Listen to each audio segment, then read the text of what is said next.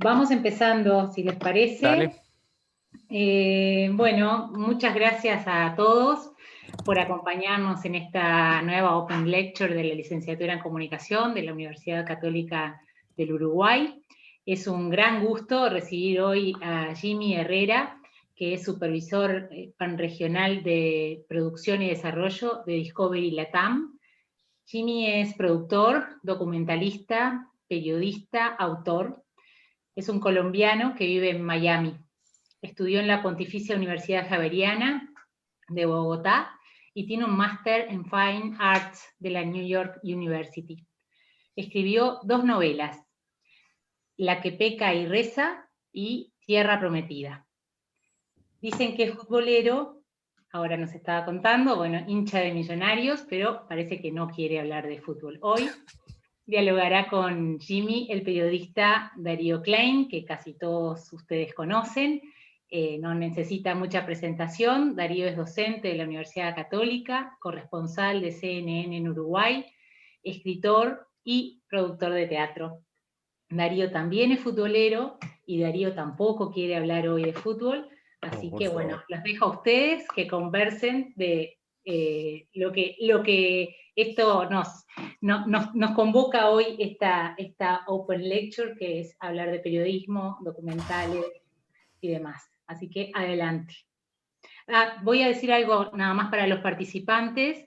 Vamos a estar, Jimena y yo, recibiendo las preguntas que ustedes nos hagan y vamos a irles pasando a Darío para que pueda preguntar las cuestiones que ustedes quieran preguntar a Jimmy. ¿Ok? Adelante. Bueno, primero muchas gracias por esta oportunidad, por este espacio. Es un momento refrescante y estimulante, como en este momento de pandemia. Lo que quiero arrancar a contarles es como un poco de mi historia y cómo yo llego a este momento, a Discovery, y cómo no ha sido un camino en una línea recta.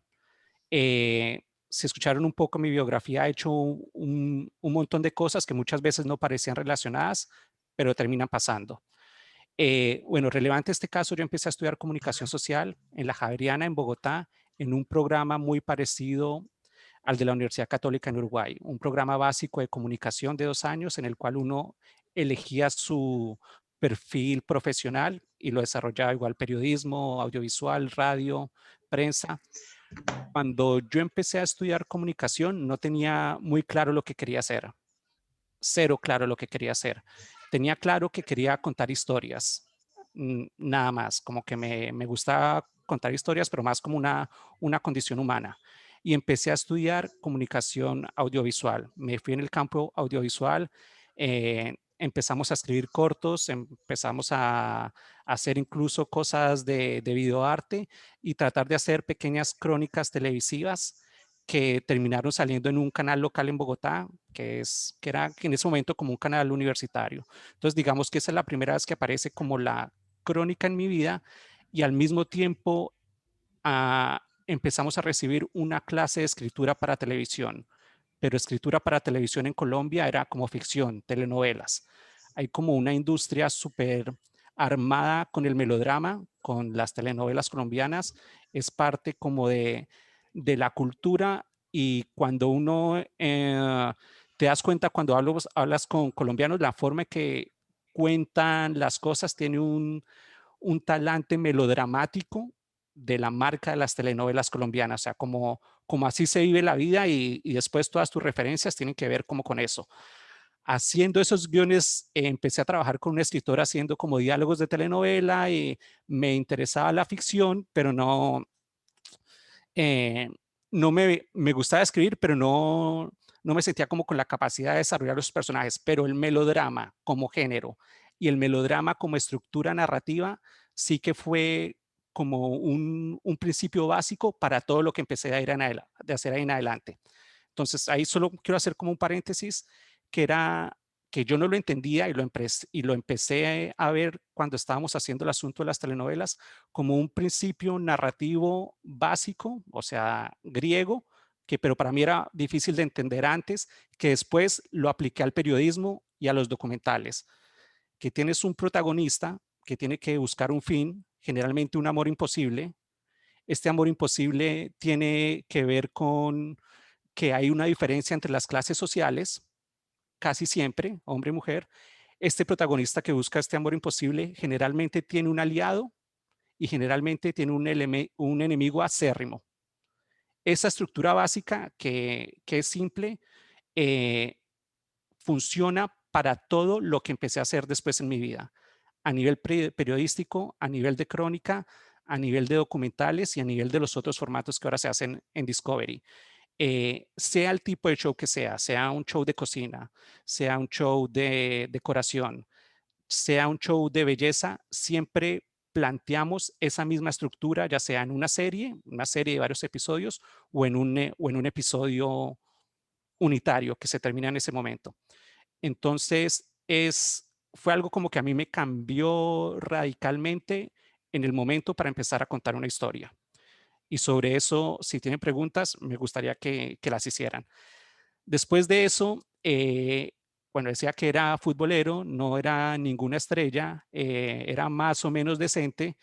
Y en un momento, mi mamá vivía en Estados Unidos y por una situación personal conseguí que vieran un video mío en una universidad en Georgia, cerca de Atlanta.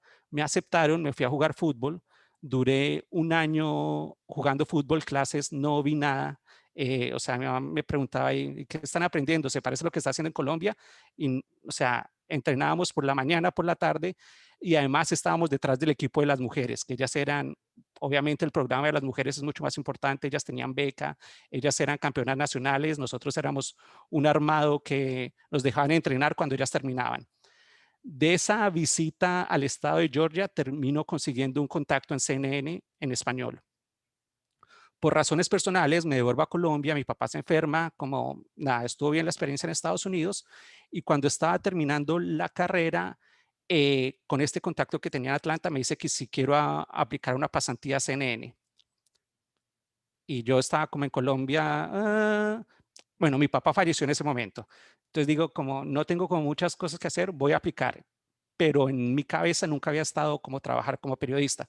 Cuando yo hice la aplicación me dijeron, ¿qué quiere hacer? Yo le dije, yo quiero hacer como crónicas, tratar de hacer reportajes sin mucha experiencia y fue como el perfil que les vendí para hacer la práctica en CNN. Cuando llegué a CNN, es un ejercicio interesante porque, y más en esa época, los practicantes es una experiencia muy grande. Bueno, obviamente estar en otro país, conocer gente del medio, conocer cómo funciona un noticiero a nivel internacional, un noticiero que es diferente al que tiene a los noticieros locales, obviamente, que tiene reporteros, lo que pasa, reporteros que reportan lo que está pasando en tu ciudad. O sea, la gente de CNN no sabe qué pasa en la esquina de Atlanta, pero sabe qué pasa en Afganistán. Entonces es como otro tipo de comunicación, o sea, como que estás leyendo feeds y te alimentas de los reporteros que están en el campo, de gente como Darío. O sea, hay un brief, pero es diferente la manera como se manejan las noticias. Hice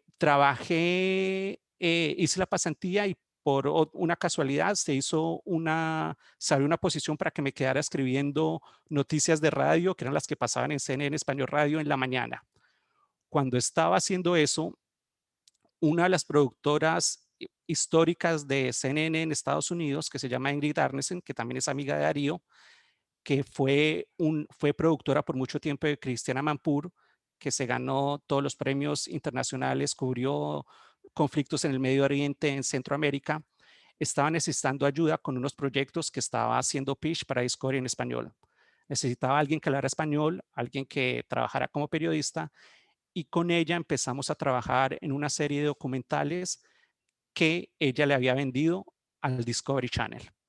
Los documentales eran sobre religión, uno se llamaba Santidad en el siglo XXI, otro sobre el Papa, y trabajando con Ingrid fue que como sentí esa pasión por contar ese tipo de historias. Cuando hicimos los documentales fue que conocí al equipo de Discovery, que está acá en Miami, que esa va a ser la próxima parte de la historia.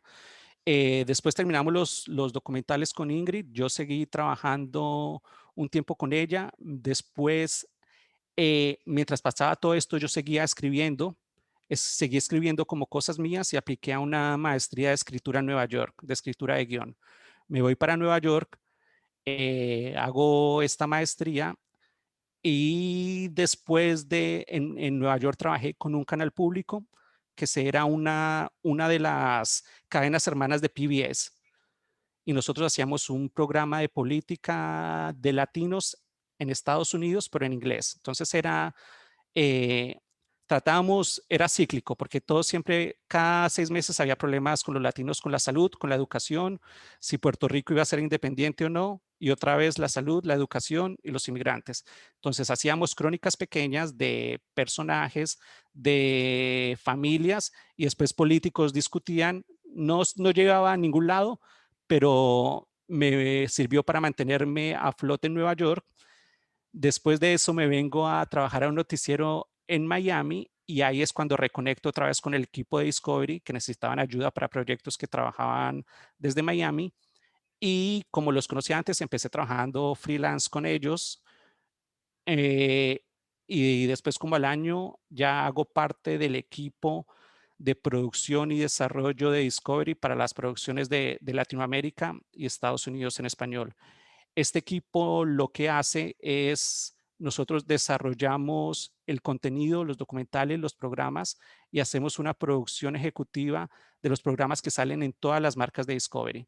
Discovery, Discovery Home and Health, Discovery Turbo, Discovery Kids, ahora el Food Network y Home and Garden Television. Entonces se hace como esta combinación de los contenidos más Discovery Channel, incluso contenido de motores, los documentales clásicos de Discovery y también cosas de lifestyle. O sea, mi mamá se burla de mí porque no puedo cocinar nada y hago competencias de cocina que no tienen nada que ver con eso. Bueno, como toda esta resumen de las cosas que había hecho y las diferentes variantes, bueno, como que me llevó la vida y la carrera, sobre todo para trabajar. Lo primero era primordial esto, como de esta estructura narrativa que eh, me cambió como el chip de la cabeza y que he venido aprendiendo a desarrollar y aplicarla como a todos los proyectos en los que trabajo. Después hay otro punto súper importante que también aplica para todos los géneros, que es el punto de vista. Porque si con dos ejemplos sencillos, o sea, incluso si es como una telenovela o un especial periodístico, un documental, el punto de vista es primordial para elegir cómo vas a contar esas situaciones diferentes. Si la telenovela está narrada por la mujer pobre que quiere casarse con el tipo rico, incluso si tienes una voz en off de ella, eh, o si es narrada por un narrador omnisciente o un documental. Si tienes un protagonista que es el que cuenta la historia o el punto de vista de esta historia y sobre eso, bueno, me gustaría profundizar antes y sobre todo si tiene preguntas de cómo encuentro el punto de vista, que es primordial. El otro punto de vista es estar atento, la otra parte que les quería hablar y que si tienen preguntas sobre eso es estar atento a las historias. Que me vas a decir, bueno, ¿y cómo se te empezaron a ocurrir las cosas como para las novelas? ¿O cómo ustedes eligen las historias que van a desarrollar en el canal? ¿O cuál es como el principio de eso? O sea, cuando estás en la universidad, ¿qué quiero contar? Obviamente son tus pasiones, las cosas que te afectan, pero es súper importante la observación. Les voy a contar una anécdota. Una vez en Nueva York salía de una fiesta, cogí el tren, como el metro, iba mirando por la ventana y a veces como que se daña el tren y anda despacito y como que para y había un niño de 6 años con una maleta y una lonchera solo. Es como que veo, la estación estaba vacía, o sea, veo si estaba con los papás, o sea, nada, y el tren para, las puertas no abren, el chico sigue solo, se mueve, como que va, se esconde, se mueve, vuelve, o sea, creo que pasaron 3 minutos en que yo me quedo mirando a este niño y no, o sea, después abrieron las puertas del tren, pero no fui capaz de bajarme, no fui, o sea, había algo que no estaba bien, algo que hacía ruido. La gente se bajó del tren, salió de la estación y el niño se quedó solo en la estación. Cuando yo vuelvo a casa me quedo como pensando, ve, está raro un niño perdido, como al otro día un niño perdido, un niño perdido. A los 15 días sale un reportaje en el New Yorker, el niño venía sobreviviendo en la estación por casi 3 semanas porque se había perdido de los papás. Y después, obviamente, era un niño de una familia migrante mexicanos que habían llegado a Nueva York, se habían perdido, pero fue como que tuve la historia en ese momento, o sea, para cogerla, para bajarme, para hablarle al niño y la dejé ir. Entonces, como, y también tiene que ver como, bueno, eso también está relacionado con el punto de vista y la observación para contar historias. Después, voy a ir por 3 cosas que son súper importantes y de ahí creo que es más importante como recibir las preguntas para que las podamos desarrollar. Además del punto de vista, la única manera para que las historias sean relevantes, toquen a la gente y que, el público las pueda recibir bien, muchas veces no son ni los protagonistas, ni el tema, ni siquiera los valores de producción, que todo esto tiene que ver con eso, es cómo se cuenta la cotidianidad. Como ese es el secreto para todo. Contar la cotidianidad es como la respuesta más difícil y como los puntos que uno tiene que tener en cuenta al momento de contar una historia. ¿Qué quiero decir con cotidianidad? Ustedes ven como a veces telenovelas que son más baratas y otras más producidas, qué sé yo. Cuando los personajes, cuando el entorno del donde están, cuando las acciones que ellos hacen, estas cosas sutiles de cómo se viste, de cómo hablan, de dónde están, de la forma en la que hablan y lo que está escrito, es cotidiano, es cuando nosotros los digerimos mejor. Cuando tenemos un documental, el que sea, el del pulpo que se acaba de ganar el Oscar, otro tipo de documental, cuando nosotros somos capaces de contar la cotidianidad de los personajes, de las personas que entrevistamos, de los entornos que estamos mostrando, es cuando podemos enganchar al público. ¿Y cómo se cuenta esta cotidianidad? Uno, tiene que ver con el punto de vista y 2, es un trabajo de observación previo de quién es esta persona y qué puedo contar sobre ella. O sea, además de la entrevista que le voy a hacer, del seguimiento que le voy a hacer, de el tipo de imágenes que podría recoger de ellos, es cómo puedo contar ese ambiente y esa cotidianidad. El curso, digamos, que yo hice en Nueva York de escritura, creo que el mejor ejercicio que hice y por lo que valió la pena hacer esa maestría fue un ejercicio súper sencillo. El tipo llegó y nos dijo, había una cuadra ahí de Nueva York que tenía nada, una cuadra de edificios y hay algunas plantas. O sea, no era un bosque, ni era el Central Park, ni era nada. Dijo, tienen que escribir 5 hojas describiendo todas las especies de plantas que están en esa cuadra. Y tú pasas, o sea, no había ni una flor por la ventana, pero él ya lo había hecho antes y bueno, después nos mostró, había casi 400 especies de diferentes plantas que había en ese momento. Entonces, cuando uno se toma el trabajo de observar, de oler, de tocar, de tener como esta sensibilidad para poder ver esos detalles que si uno se los pregunta, nunca lo hubiera hecho. O sea, si a mí no hubieran preguntado por las plantas, nunca me hubiera fijado. No había forma que uno con el rojo rápido lo pueda sentir. Y ese ejercicio sencillo de las plantas aplica para cualquier narración que nosotros busquemos hacer.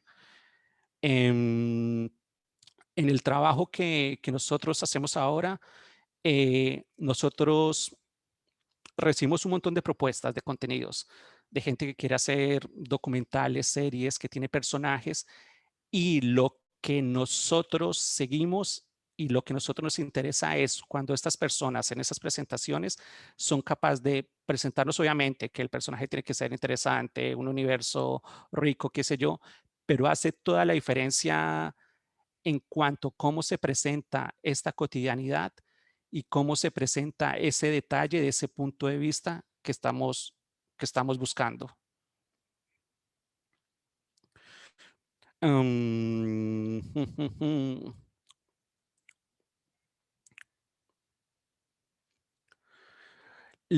O sea, tengo como dos temas, pero me gustaría consultar con Darío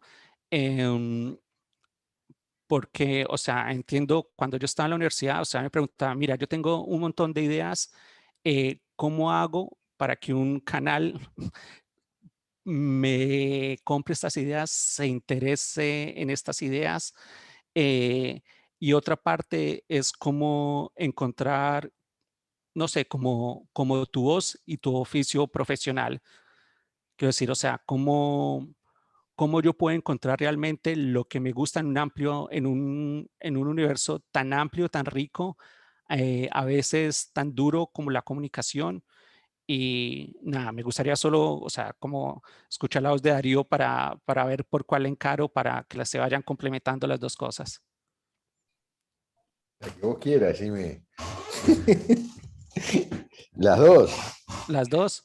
Sí, Ok. sí, las dos. Ok.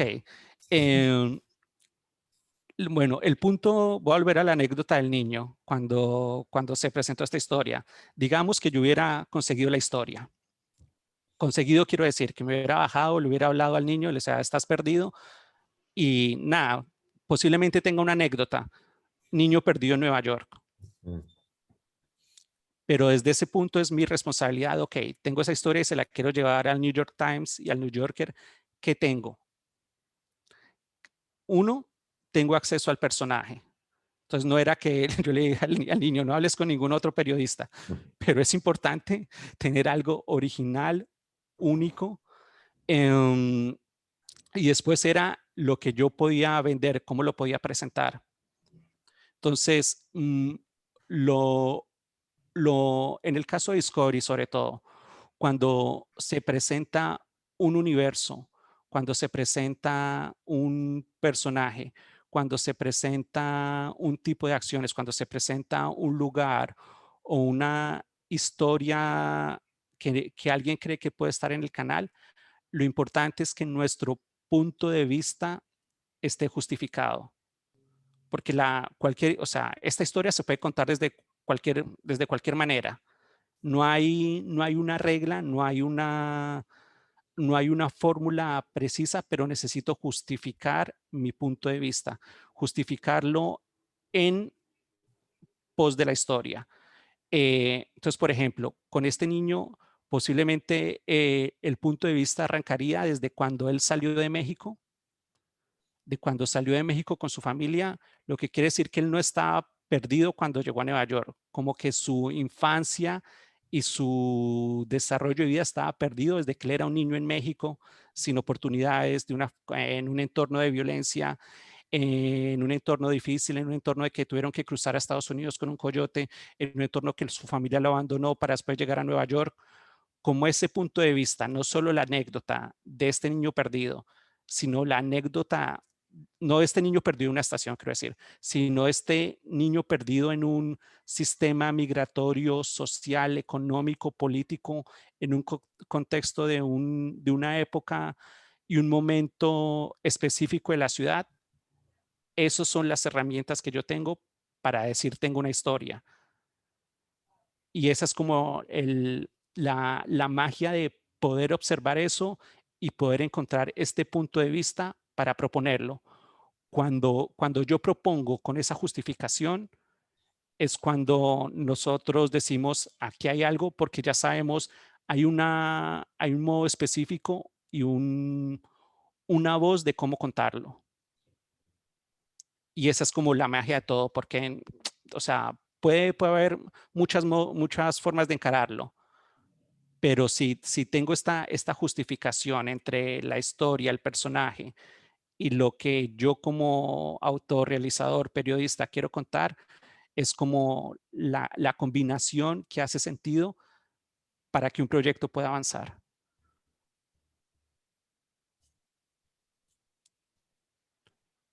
Bien. ¿Quieres seguir? No, no, O- no. Es que no sé si me voy a ir lejos. Me gustaría saber si quieren que pare para profundizar en algo, si tienen alguna duda.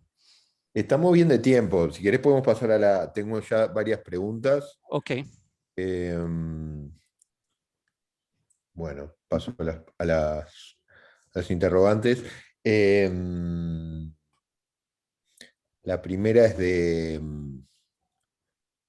María Laura Rocha y dice, sobre el punto de vista en lo documental, ¿cómo articulás la tensión entre lo documental y la impronta que tiene que ser, que tiene de ser verdad u objetivo, y el punto de vista de cada uno como autor más subjetivo y personal? Qué buena pregunta. Porque, digamos, tú puedes hacer un documental de autor donde, qué sé yo soy un soldado que regresó de Malvinas y es mi verdad. Mm. Es mi punto de vista, es mi verdad, es mi experiencia en un contexto político, histórico, real, pero en ese caso el punto de vista es mío y esa es mi verdad. Si yo soy, digamos, voy a volver, no voy a decir que el soldado va a hacer un documental de él mismo. Darío quiere hacer un documental de este soldado de Malvinas. Va a ser la experiencia de él. Va a ser su visión, van a ser sus recuerdos, van a ser sus motivaciones y van a ser eh, sus remordimientos, lo que sea que Darío encuentre en este personaje. Ahora, el punto de vista de Darío, si Darío, él es un periodista de carrera, si hay un hecho que necesita el punto de vista de otra persona, o sea, un punto de vista contrario, Darío tiene que encontrar ese punto de vista contrario para controvertir o por lo menos cuestionar lo que dice este personaje. Por ejemplo, digamos que eso sería como un documental de autor. Si es un documental que es para un medio, sea CNN o sea Discovery, qué sé yo, nosotros, o sea, ni CNN ni Discovery tiene una verdad, ni se puede casar con una verdad. Como la verdad o esa respuesta tiene que ver con el espectador. Como el trabajo en ese punto, en ese tipo de programas, es poder tener de manera balanceada la información de los diferentes caras de la moneda. Entonces, creo que eso también tiene que ver con el punto de vista cuando se plantea una historia. Si yo quiero hacer un documental periodístico o un documental de autor, sí, la historia me da para un documental de autor, no sé, el del pulpo. O sea, no hay, no, o sea, puede haber controversia acerca del trato a los animales, qué sé yo, la experiencia del personaje, pero el punto de vista no vas a hacer un trabajo periodístico con preguntas y contrarrespuestas, otros personajes que están totalmente en contra de que este tipo hubiera encontrado una conexión sentimental con el pulpo. Es el punto de vista en ese, para el medio o para el tipo de historia que estás contando. Bien. Sí, doy fe que hemos vivido esas tensiones en el trabajo con Jimmy en algunos documentales en los que hemos trabajado. Eh, Claro, porque la y voz de los canales, ellos, o sea, no se puede, cada vez que uno hace algo tiene una posición personal como autor, pero los canales o estos tratan de tener una posición, muchas veces no se logra, de tener una posición neutra y dejar de ser, dejar que sea el espectador el que tome partido. mm, Y eso también tiene que ver con, bueno, con las preguntas que uno hace, con el lenguaje que usa, con las imágenes que usas, con la manera como editas. Si tú a un entrevistado le haces un close-up en un momento emocional y al otro no, ya estás tomando partido en la manera en la que estás mostrando el mensaje. mm. Bien. La siguiente pregunta es de Gonzalo Lerena, pregunta ¿cómo se cultiva la atención al detalle?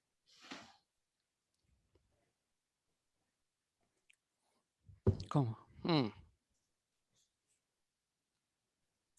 Cuando yo estaba en la universidad, una vez un profesor me preguntó algo y lo dije medio en chiste y no lo tomó muy bien, pero después lo conversamos y me entendió y fue mejor. O sea, alguna vez como en una conversación informal me dice, ¿qué es lo que más has aprendido en la carrera de comunicación? Y yo le dije, a ser mejor televidente. Entonces, cuando uno se expone a diferentes películas, documentales, libros o tipo de contenido que uno puede hacer que puede quebrarlos, cuando digo quebrarlos es no solo verlos, sino entender por qué la persona que lo hizo tomó ciertas decisiones, por qué la persona que en todos los niveles, porque la persona que lo escribió arrancó diciendo en una mañana cálida de enero, desde o sea, cuando le empiezas a entender sentido a las decisiones creativas que tomó cada uno de ellos, eso es que empiezas a observar. Cuando tú ves las piezas periodísticas o los documentales, generalmente arrancan con testimonios de personajes, con testimonios de los entrevistados, con un ad sound de una acción particular. Cuando uno se pone a observar y se pregunta, o sea, ¿por qué arrancó con esto? ¿Por qué en este momento esta secuencia tenía música y en la otra no? ¿Por qué esta secuencia me la estás mostrando en cámara lenta y la otra no? Cuando te empiezas a cuestionar como cada una de las decisiones creativas que hay en un producto, es que te vuelves más observador. Y aplica para todo, incluso para, no sé, para un videoclip de una banda musical, donde no hay como reglas en un formato o algo, pero si tratas de poner atención como muchas cosas son arbitrarias, pero si uno le pone atención como a la semiología de cualquier tipo de relato, de los detalles que están construyendo este relato, vas a empezar a identificar por qué este relato te gusta. O sea, a veces uno dice, leí un libro y me gustó, ¿por qué no? Porque me gustó el tema, o me gustó la protagonista, o me gustó cómo lo contó, porque arrancó por el final. Cuando empiezas a identificar y a entender estas minucias y estos detalles de cualquier tipo de relato, es que tienes más agudo el punto de vista. Es como un ejercicio de análisis de todo el tiempo. Para eso hay que ver, hay que leer, hay que ver películas, hay que ver documentales, hay que leer libros. Y ahí, no sé, o sea, ahí cuando, bueno, si se, digamos, posiblemente está diciendo algo súper obvio, pero como todos los arquetipos de personajes, acciones, sensaciones, situaciones, están como en toda la obra griega. O incluso en Cervantes, como que cuando uno lee un libro dice, pero esto ya lo leí, sin que sea lo mismo, es porque se está aplicando la misma fórmula y estos arquetipos de personajes, de reacciones, de situaciones, de conflictos de poder y de modos de contar una historia están hechos. Es como volver a revisarlos.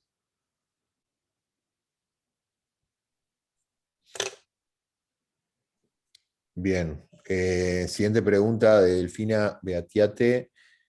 ¿Cómo lograr la conexión entre periodista y escritor, entre periodista, no, perdón, entre periodista o periodista escritor con el lector a través de las historias? Eh, O sea, ¿cómo nos conectamos con el lector a través de la historia? Tiene que ver con la empatía, tiene que ver con el punto de vista y esta empatía y el punto de vista tiene que ver con las herramientas que tú tengas para narrar esa cotidianidad.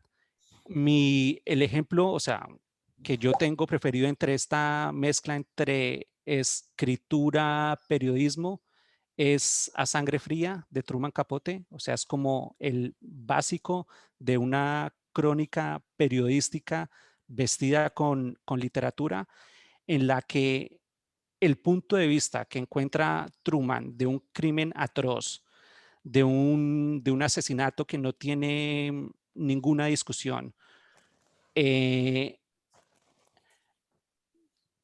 eh, la voz no así la libertad, pero la oportunidad que le da al asesino de contar su punto de vista es que te crea la empatía.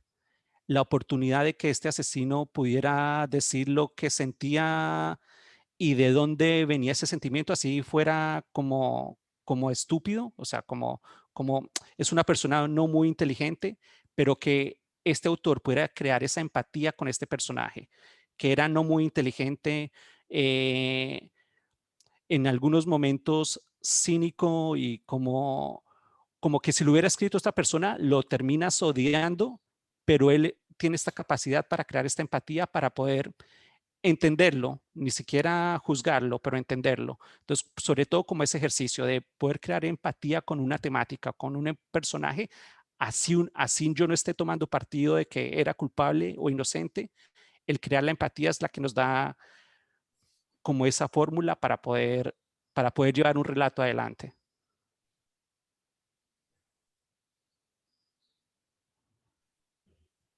Bien. La siguiente pregunta es de Lucía González y pregunta cómo poder dedicar el tiempo a esa observación y a ese tocar y oler cuando estamos siempre corriendo. Hay que sentarse y escribirlo. No, un ejercicio es, o sea, hay que escribir. O sea, hay que escribir para encontrar el punto de vista. Cuando la historia que ustedes tengan en este momento, o sea, lo que tengan en la cabeza, lo que quieran narrar, lo que quieran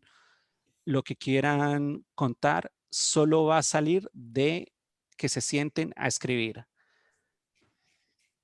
O sea, voy a contar otra cosa, digamos, con la novela La que peca y reza. La historia la termina contando una mujer, es una voz femenina. Creo que Darío leyó esa, ¿sí? Sí, sí, está muy bueno. La termina contando una mujer y después me encontré o sea, con personas que empezaron a leerla y o sea, después se dieron cuenta que el que la estaba escribiendo era un hombre. Porque no es tan obvio. Si la persona me conocía, o sea, me decía, men, ¿cómo se le ocurrió eso? El punto es que cuando yo empecé a contar la historia, la empezó a contar un hombre. Empezó a contar la historia de esta chica que crece en el Caribe colombiano, no funcionaba. La empezó a contar un narrador que lo sabía todo, no funcionaba. Pero eso solo salió de la escritura, darte cuenta de que no te da las herramientas. Cuando se me ocurrió que ella pudiera contarlo en primera persona, fue que empezó a funcionar. Y entonces, de ese ejercicio es que sale como el punto de vista. O sea, yo nunca hubiera imaginado tratar de imaginarme cómo vivía o cómo podría pensar o expresarse esta chica de 17 años cuando yo ya tenía 30 y tantos. Pero ese ejercicio de hacerlo una vez y de hacerlo otra vez y de darle la vuelta es la que los relatos después te van dando las respuestas. Una vez que te animas a pelear con ellos, a discutir con ellos y a trabajar con ellos. Y lo mismo para un guión de un documental. O sea, nos ha pasado con Darío que tenemos un personaje que hace un recorrido de un punto A al B y tiene como motivaciones claras, tiene un objetivo, pero hasta que no empiezas a ver qué puede pasar en cada situación, cuál es su estado de ánimo en ese momento, qué es lo que quiere conseguir, o sea, como hacerte estas preguntas, es que no lo vas a poder encontrar. Puedes tener suerte de que la historia que tengas se te ocurra, arranca y todo sea maravilloso, pero hay que sentarse a trabajarlo, no hay como otra manera. Y probar muchas veces, o sea, cosas, o sea, a Darío le pasa, por ejemplo, el punto de vista que tienes una historia, un reportaje de noticias. al que lo tienes de 2 minutos y cuando le cambia la música, después de haber probado 30 temas, es que encuentras el punto de vista o el tipo de elemento narrativo que necesitas para poder contarlo. Igual, Jimmy, yo creo que estuvo buenísimo igual la respuesta, pero creo que Lucía se refería más que nada al tema de la observación, o sea, de la búsqueda el encontrar los temas y demás, o encontrar las situaciones, Totalmente. O sea, la ya observación. posiblemente, o sea, hay dos cosas que a uno lo estimulen y cosas que a uno lo apasionen. Mm. Va a ser muy difícil poder encontrar una voz si hay algo que sea totalmente ajeno a nuestros gustos. No, puede ser, si uno, o sea, si lo tienes que hacer por trabajo, te tienes que preparar para eso. Le voy a dar la vuelta a la respuesta. Para encontrar el punto de vista tienes que escuchar opiniones sobre el mismo acontecimiento, acto, persona, momento, y sobre esas opiniones es que tú vas a formar el tuyo. Hay que hacer como un trabajo previo para poder leer a los personajes y a los temas.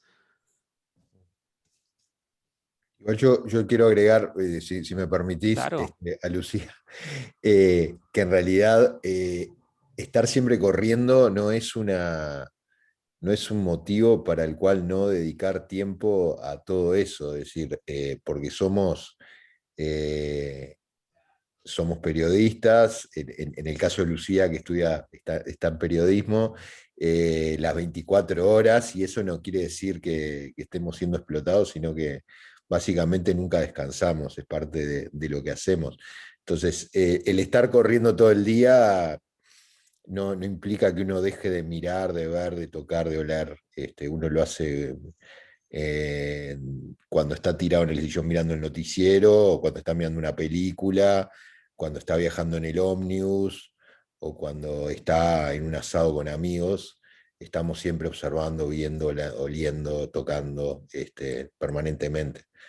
Y las historias pueden nacer en cualquier lugar, en el metro donde Jimmy encontró a ese niño, o en un vuelo, en un avión, en los viajes, ni que hablar, cuando uno viaja encuentra millones de historias, ideas, y en un libro, ni que hablar, que es una forma de viajar sin moverse del sillón. Entonces, estamos siempre mirando y observando y tocando y oliendo. claro, y es como, sobre todo, cuestionarse cosas, Mm, claro. Sí, ser cuestionarse, curiosos, ¿no? ser curioso, o sea, Mm. si hay tres tipos juntos que están en un avión y se mueven todos juntos y van los tres al baño juntos, uno se tiene que cuestionar eso. Sí, sí. O sea, hay que estar atentos, no mirar tanto el teléfono y cuestionarse. No mirar tanto el teléfono. Que también puede haber historias ahí, pero Puede haber historias ahí, o sea, si uno se cuestiona las cosas que está viendo en la pantalla, totalmente. Yo creo que hay que cuestionarse y verla, tratar de pensar la justificación de las cosas que parecen más simples. ¿Por qué mi papá solo usa zapatos negros? No sé, ¿sabes? Mi papá siempre usa zapatos negros, siempre usa zapatos negros, siempre usa zapatos negros, siempre usa el mismo modelo de zapatos. Entonces, es una cosa súper normal. Después le preguntas a tu viejo por qué. Eh, porque su padre siempre usó los mismos zapatos negros.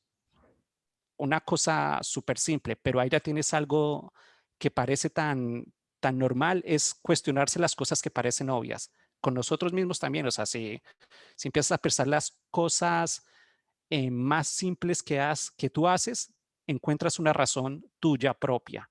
Y tratar de observar eso en los otros o en situaciones es lo que te ayuda a identificar puntos de vista e historias.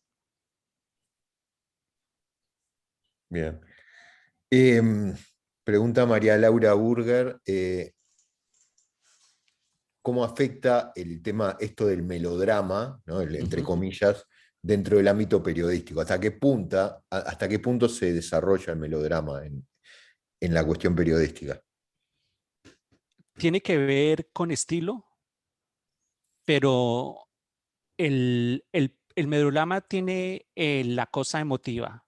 Vende porque ataca directamente las pasiones y los sentimientos de los personajes.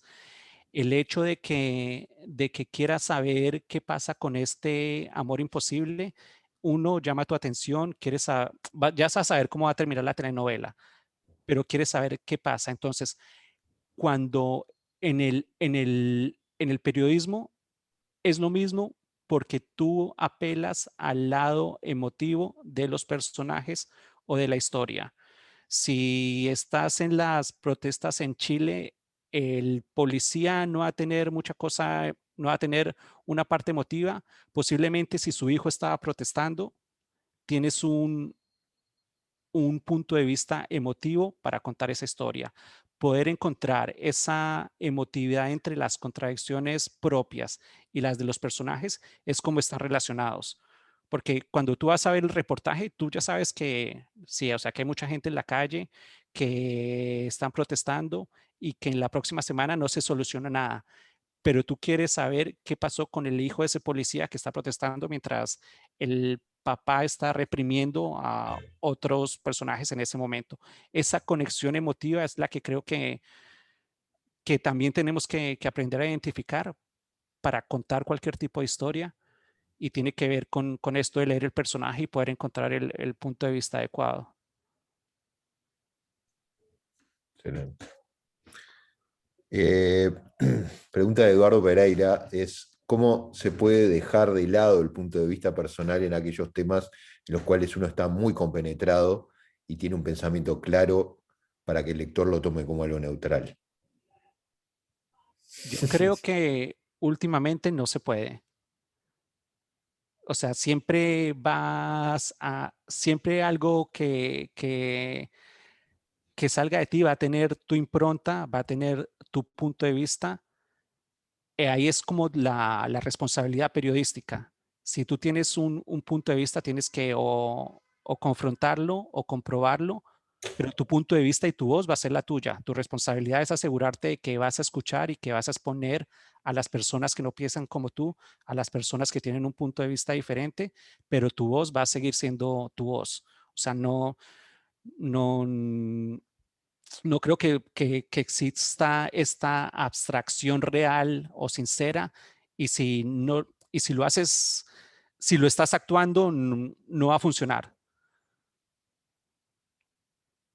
Es como la responsabilidad personal y profesional de poder contrastar, asegurarte que tus fuentes son confiables de este tipo de cosas, pero tu voz va a seguir siendo tu voz, y eso es lo que finalmente va a marcar tu carrera.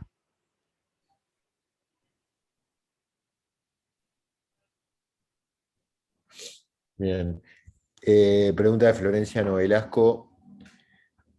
Pregunta: ¿cómo contar la cotidianeidad sin caer en exprimir lo que sabemos que puede rendir o ser de alto impacto? Por ejemplo, los sucesos más dramáticos de la vida de las personas de las que contamos la historia.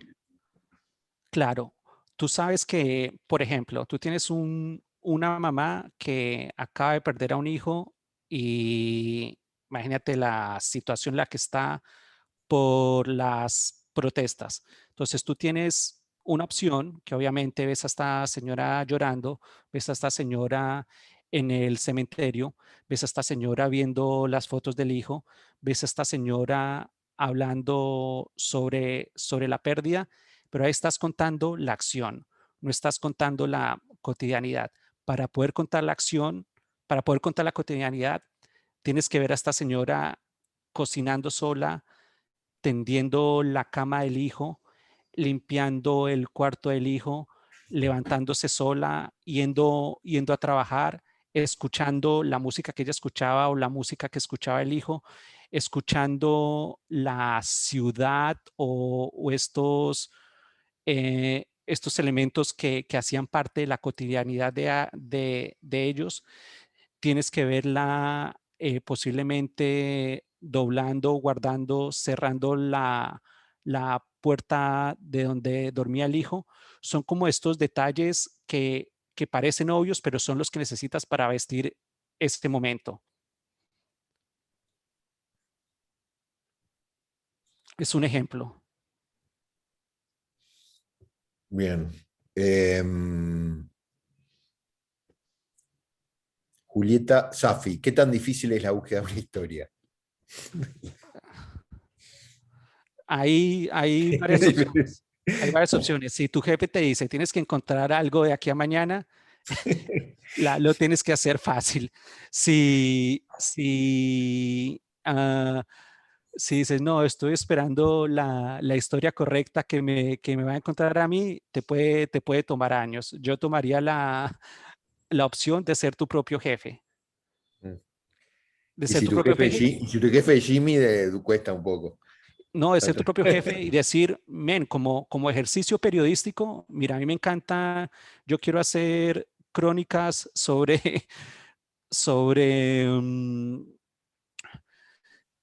quiero hacer crónicas sobre, ¿cómo se llama este? Sobre durazno en Uruguay. Porque tengo que, porque me quiero, o sea, necesito, o sea, de allá es mi abuela y yo quiero contar la historia de ese lugar. Entonces vas a tener que ir y cada día hacer la historia del tendero, del periódico, de la radio local y posiblemente en esa búsqueda ninguna de esas tres te sirva, pero vas a encontrar al descendiente directo, el fundador de Durazno, que va a ser una historia que posiblemente nadie lo había contado y que el tipo ahora es zapatero y no sabía que su tatarabuelo fue el que creó ese pueblo, qué sé yo.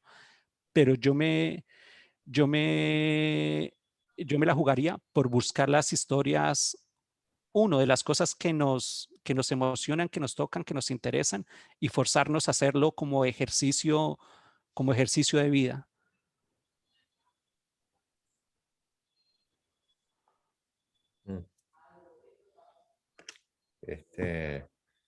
Historias en realidad es fácil encontrar, ¿no? Lo difícil es encontrar buenas historias.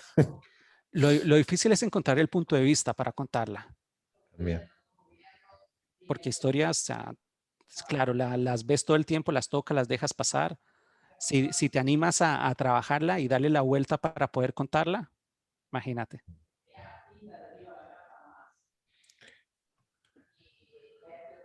María Yaimo pregunta si se puede hacer un documental en TikTok. Sí, claro que sí. Sí, En cualquier medio, ¿no? en cualquier medio. Em, O sea, yo creo que lo ven ustedes ahora, todos, o sea, todos los canales, todas las marcas, todos los medios necesitan tener presencia donde la gente está.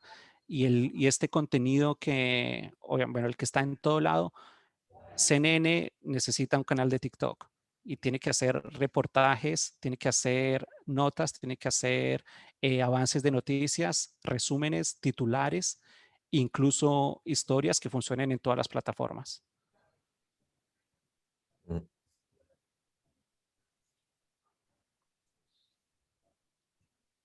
em, a ver, porque fui salteando algunas que eran de personas que ya habían hecho preguntas. Em, ¿Cómo estamos de tiempo, Jimena? Estamos bien, estamos bien. Bien.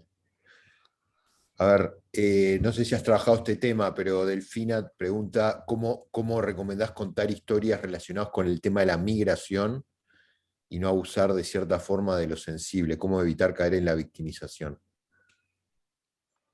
¿Te ha tocado el tema? Sí, nosotros el año pasado hicimos un programa sobre las caravanas hace poco. Mm. eh, con el programa que hacíamos en Estados Unidos, también había un tema que hicimos muy específicamente que era sobre una comunidad en Puebla, en México, donde el 80% de la comunidad estaba en Estados Unidos, estaba en Nueva York.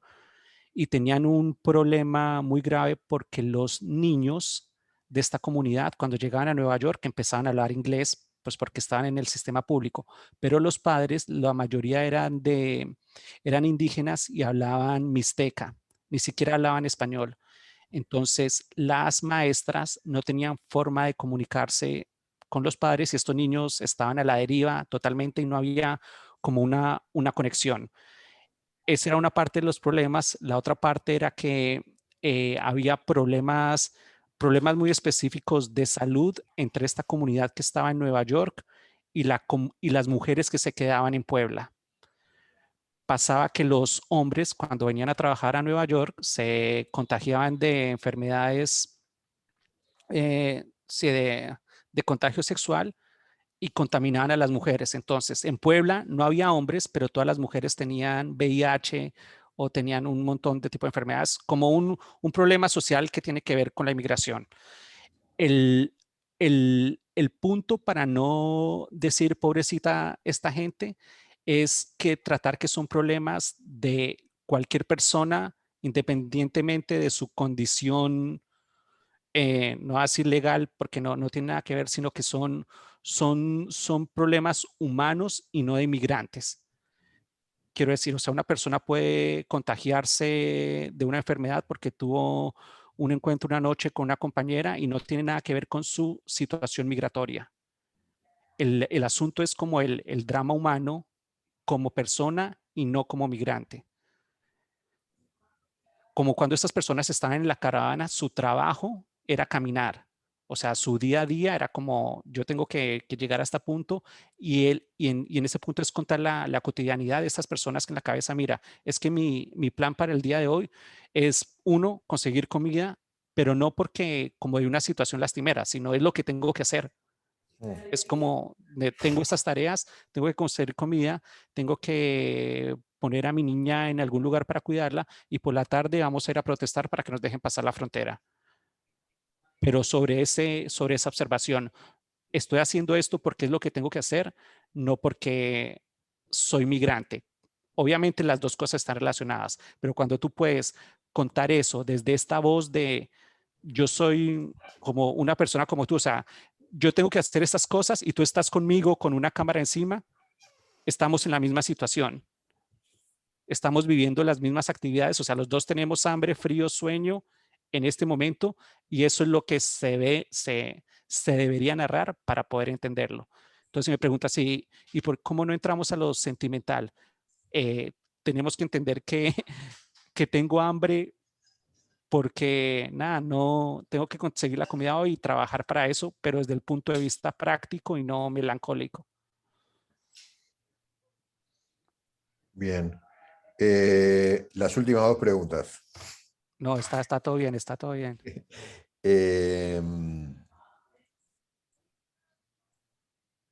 la penúltima es si podés definir brevemente qué es el storytelling que tanto todos nombramos.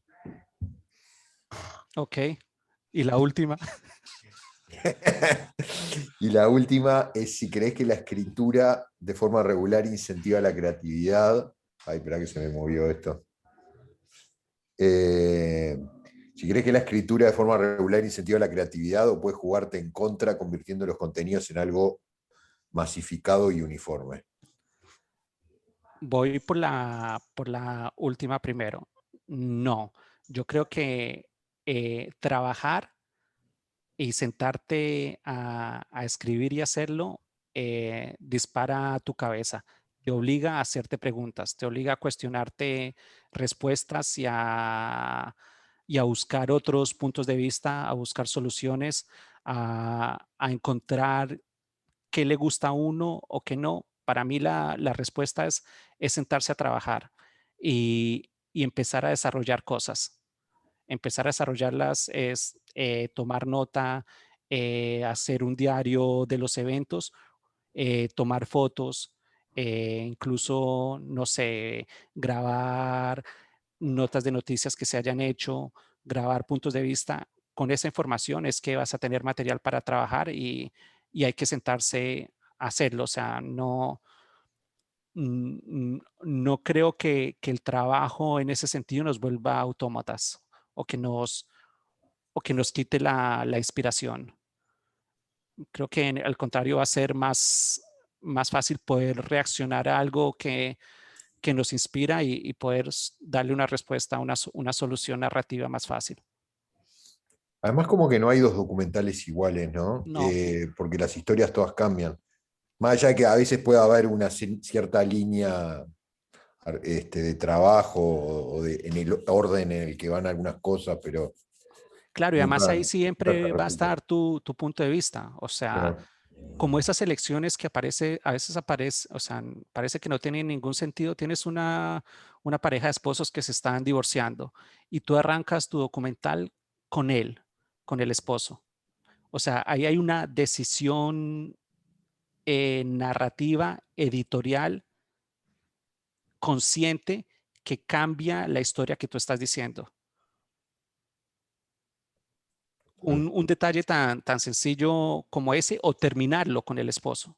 Cuando tú están dando las conclusiones, ¿quién da la última palabra en una nota o quién da la última palabra en un documental de quién es el último testimonio, de quién es la última reflexión?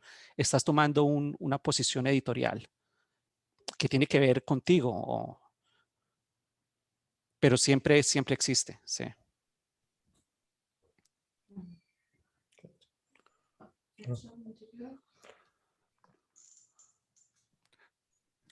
Eh, bien. El storytelling, sí, ¿La querés contestar? sí, sí, sí. Estoy buscando una cosa.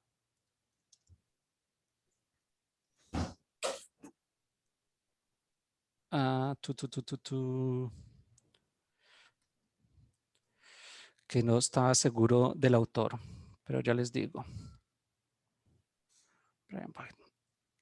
¿Qué es el storytelling? Nuestra cultura, nuestras creencias, lo que nosotros somos como sociedades, naciones, especies, está basado en el storytelling. ¿Qué quiero decir? O sea, si los religiosos judíos no se hubieran pasado esas historias de la tradición oral, de cómo empezó la religión, de cómo se creó el mundo bajo sus creencias, de cómo, ya ves, si no hubiera existido esa tradición, ese aprendizaje de una generación a otra, eso es storytelling. O sea, el hecho de que después hubiera pasado a un libro o incluso técnicas de caza, cuando no sé, las primeras versiones de los humanos empezaron a cazar y aprendieron que tenían que cazar de día o no de noche, que tenían que esperar a este animal en este momento, construyeron un relato, construyeron una historia que se lo pasaron a los vecinos, que se lo pasaron a los hijos, que los hijos se los pasaron a las otras generaciones. Todos los adelantos tecnológicos, sociales, revoluciones, son historias que nos han contado y que hemos contado. Y eso, o sea, eso es el storytelling. El storytelling es evolución. Y no solo para los humanos, para todos los organismos vivos en la Tierra. Tú ves como la evolución de las especies de unos pájaros que cambian de color porque tienen un predador. Fue porque esa experiencia les ayudó a contar una historia que la fueron transmitiendo de generación en generación en generación y que ahora hace 60 años eran rojos y ahora son amarillos porque sus predadores cambiaron. Eso es el storytelling. El storytelling es nuestra manera de de definir lo que somos. Eh, cada una de sus familias son todas esas historias que han sido contadas, armadas y que de la forma que esas historias han sido contadas, de la forma en que se ha armado esa identidad, es una necesidad humana. Es algo tan, tan básico y tan necesario como el aire. Sin el storytelling no somos humanos. Hay un libro que se llama On the Origin of Stories de Brian Boyd, que es la tarea para todos. Explica exactamente eso. ¿Por qué no somos humanos sin storytelling? Y por eso es que todas estas plataformas en las que necesitamos contar una historia, por eso es que las redes sociales funcionan, por eso es que necesitamos libros, música, necesitamos hablar, porque el storytelling es una necesidad humana. Punto. Y ahora, bueno, ahora usamos ese término para que se monten las marcas y podamos poner patrocinadores y podamos poner ese tipo de cosas, pero es como la comida, como ponerle marca a una comida. O sea, es una necesidad que necesitamos consumir todos los días. Mm. Me hiciste acordar a Harari en Sapiens. Él cuenta cómo el Sapiens de algún modo derrota y sobrevive al Neandertal con la única ventaja por encima de esa otra especie, ese otro Homo, que era la de poder contarse historias a sí mismos, o sea, el de Totalmente. poder contar relatos y de esa manera organizarse mejor. Todas nuestras construcciones sociales, religiosas, son historias que tienen Bueno, la un religión principio. ahí es clave. Bueno, un principio, un nudo y un desenlace, un protagonista, un enemigo, un aliado, un objetivo y una meta para que el protagonista se quede con su chica al final de la telenovela. Bueno, los que han tenido clase conmigo en este audiovisual, siempre le uso un relato de Don Hewitt donde cuenta la necesidad de contar historias y pone como ejemplo la Biblia, ¿no? Que es para hablar de los temas, cuenta historias, ¿no? Totalmente. Bien. Llegaron dos más que están buenas. Dale, Así que dale. si tenés ganas, te Sí, las sí, hago. sí. Hay bastantes más, pero estas son de personas diferentes, para no repetir tampoco autores de preguntas.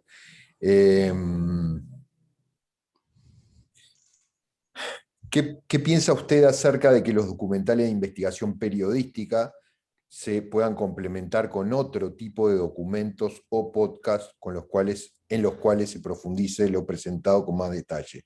¿O considerás que el documental debería ser suficiente? No, hay que hacerlo y hay que encontrarle un nuevo punto de vista a las cosas que ya vimos.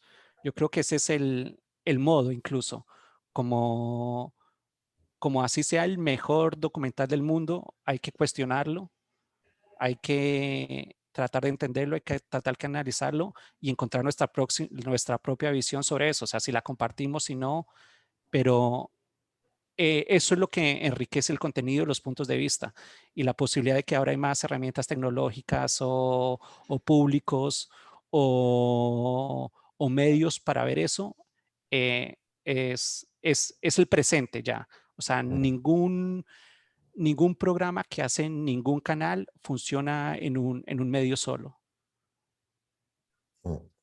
Sin duda. Ningún contenido, o sea, ningún tipo de contenido. Tiene que, y es como lo bello de este momento. O sea, eso me parece, porque antes no había ningún cuestionamiento o reinterpretación y todo se trataba posiblemente con un respeto. Ahora se puede cuestionar todo y es válido. Y eso también cuestiona hasta los formatos, el cómo Y lo esto contamos, ¿no? cuestiona estos los formatos y cuestiona cómo hacemos las cosas y cuestiona a los públicos. Muchas veces la gente me pregunta, ¿y por qué Discovery ya no hace como estos documentales históricos, naturales o estas cosas históricas que hacía antes? Porque la gente no los ve. Entonces, la persona que me pregunta esto, le digo, ¿cuál fue el último que viste? O sea, no tiene ni idea porque nunca se ha visto, nunca se ha visto ninguno. Entonces, esto de poder cuestionar todo y decir, mira, hay público para esto, hay interés para esto, abre las posibilidades de poder crear otra cosa. Bien.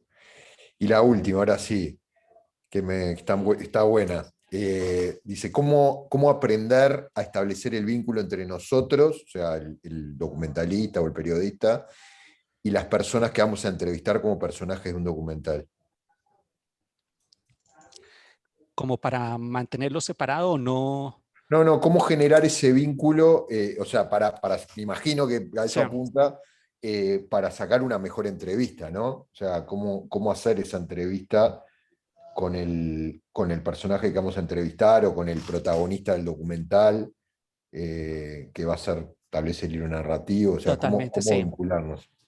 Eh, hay que tener un punto de empatía. Entonces, por ejemplo, yo cuando a Darío yo lo conocía, pero iba a empezar a trabajar con él con un programa y él, digamos, yo lo contrataba a él para que hiciera un programa, como o sea, un trabajo con un contrato. Si Darío no me entrega esto mañana, ya estamos hablando mal de plata. Si él me incumple, el programa no sale al aire, vienen los patrocinadores, qué sé yo. Cuando yo encaro la relación con Darío, bueno, esto es una relación profesional, pero aplica para un entrevistado. Yo sé que Darío es uruguayo, sé que le gusta Defensor. O sea, mi primera pregunta es sobre algo de su cotidianidad, de su empatía, de su día, de algo con lo que yo me pueda conectar con él. Entonces, después de hablar 3 horas de fútbol con Darío y convencerlo de que Peñalol era mejor, empezamos a hablar de trabajo. No, si me habla de Peñarol, ya No, yo cortamos sé, relación. exacto. Por eso, hay que crear empatía con la gente, no solo con los entrevistados, con tu equipo de trabajo, con las personas con las que trabajas. Eh, hay, hay, hay que generar un lazo emotivo y posiblemente eso, no me acuerdo en este momento cómo lo hace Truman Capote en La Sangre Fría, pero creo que tiene que ver que él le pregunta de la ciudad donde nació este asesino, que empieza como a soltar algo de su infancia y él se agarra de ahí para ir jalando otros hilos y poder llegar a una conexión. Entonces, por ejemplo, si yo le estoy preguntando, ¿quién hizo la pregunta? ¿Cómo se llama? Josefina. Entonces, si estoy haciéndole una entrevista yo a Josefina, estoy haciendo un documental sobre la educación en Uruguay. Posiblemente mi pregunta no va a ser en dónde estudiaste o algo, sino mm, em, ¿cuál es tu música favorita? No sé, necesito crear algo de empatía que me hable de la educación en Uruguay sin que ella me esté hablando de la educación. Josefina me va a contestar, no te va a gustar, o Vivaldi. No sé, eso ya me dice eh, de cosas que puedo ir jalando para entender cuál es su visión y su posición sobre la educación actual en Uruguay. ¿Y cuál es la música que le gustaba a tus papás? Entonces me va a decir, no, porque cuando mis papás estudiaron esto era un desastre, no habíamos... Como esas respuestas de esas situaciones te van a dar más de lo de, dime tu posición de la educación en Uruguay en este momento. Es como, o sea, eso lo ganas con el oficio, pero también, o sea, tienes que aprender a leer eso y ser auténtico para poder crear esa empatía y poder generar como ese tipo de conversación. Sí, aparte, perdón, voy a agregar algo. Hay casos y casos, depende también del tipo de documental y quién Claro, es el entrevistado y qué rol juega ese entrevistado en el documental. Pero en los documentales en general hay unos momentos valiosísimos que son el momento de armado de luces y armado de la fotografía, todo el setting, sí, planteo de cámara, y eso lleva mucho tiempo en general. Entonces esos son como momentos en el que uno como entrevistador tiene que aprovechar para generar el vínculo que necesita para cada entrevista, y no cada entrevistado necesita la misma relación previa. Creo que eso es algo que tiene que ver mucho con el olfato de quién es la persona que uno tiene adelante, ¿no? Eh, y el lugar en el que estábamos, incluso. No es lo mismo estar en la casa con la mujer y los hijos, o estar en un museo, no sé. Entonces, hay momentos y momentos. Incluso hasta hay situaciones en las que es preferible, yo por lo menos a veces prefiero en algunos casos no tener la más mínima charla previa con el entrevistado sobre el tema del que vamos a hablar. O Exactamente. sea, hablar de otros asuntos de la vida, de fútbol, de política, de lo que sea, menos del tema sobre el cual en realidad me interesa entrevistarlo, porque lo que suele pasar aparte es que muchas veces si lo hablamos antes, después cuando la persona empieza a contar lo que realmente nos interesaba el documental, la persona ya siente que nos lo contó y lo cuenta mal, y repite, y se olvida de los detalles. Eh, pero bueno, eh, un añadido nada más. Pero para que esa persona se siente ahí contigo, ya tienes que haber hecho como este trabajo Claro, de empatía sí, y de sí, confianza, ni que ¿no? hablar, ni que hablar. Sí, sí, sí, sin duda. Eh, sí, claro, lo primero es convencerlo que se siente, ¿no? Ese es el trabajo de los productores, que como decía Al Pacino en The Insider, decía, mi trabajo es sentarte a la gente ahí, después vos... Es eh, que hace. pero bueno, sí, sin duda. ¿Para hago alguna más o no, Sí, Josefina? dale, sí, creo que ya, o sea, hasta las Jimena, 7:30 digo, está bien, sí. ¿no? Sí, ¿Sí? si ellos están ahí, totalmente, sí, claro. ¿Corto? No, no, no, Cortamos. dale, dale, no, dale, dale, dale, está A ver, la última. la Así no última, ok. termino hablando, porque si no termino respondiendo yo, no, no. Espera.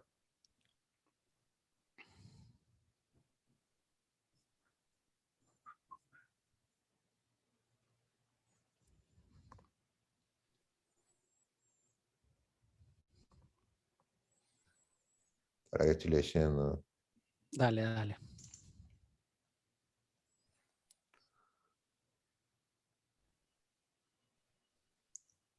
No, en realidad, bueno, pues estoy viendo que ya están casi todas respondidas. O sea, hay otras, pero tienen que ver con lo mismo que ya hablaste. Ok, Eh, creo que estamos, creo que estamos. Sí, no, no, ok, están todas. Hay más preguntas, pero van sobre lo mismo que ya venimos hablando. ok, Es que muy nos bien. quedaríamos escuchando largo rato. La Sí, verdad que súper interesante, así que, bueno, acá la Jimena te está diciendo algo que por el chat privado que te lo iba a decir yo, que sería Ujú. buenísimo invitarte de nuevo en otro momento para seguir conversando, porque bueno, la mirada fresca que nos traes también nos viene muy bien, aprendemos un montón, la verdad que no, estamos muy totalmente, agradecidos. súper, súper feliz y gracias a ustedes y gracias a todos los chicos que se conectaron. Gracias por preguntar, gracias por poner atención. eh, Gracias a ustedes, como muchas gracias a ustedes. Bueno, te vamos a volver a invitar, Totalmente. seguramente. Ha sido un gran No, gusto. yo ya me vacuno y voy para allá. Eso lo tengo planeado Perfecto. con Darío. Ahora presencial, como dijo Totalmente, Darío. sí, Sí, totalmente, sí, me consta que Jimmy hace tiempo que quiere venir a Uruguay, así que totalmente. ojalá lo podamos Serás concretar. bienvenido entonces. Claro que sí. Mucho, Claro que mucho sí. gusto, muchas gracias. Nada, espero que posiblemente también hablar como de algo más específico, era como muchas cosas al mismo tiempo, pero muchas gracias a ustedes y gracias a todos los que estaban ahí. Gracias. Perfecto. Bueno, muy bien. Damos por finalizada entonces esta conversación. Les agradecemos a todos los participantes, también a Darío, a Jimena, que estuvieron ahí, a Darío con las preguntas, Jimena, bueno, con el ordenamiento de las preguntas de los participantes, y bueno, muy particularmente a ti, Jimmy Herrera, por habernos acompañado esta noche. Nada, muchas gracias a ustedes. Gracias.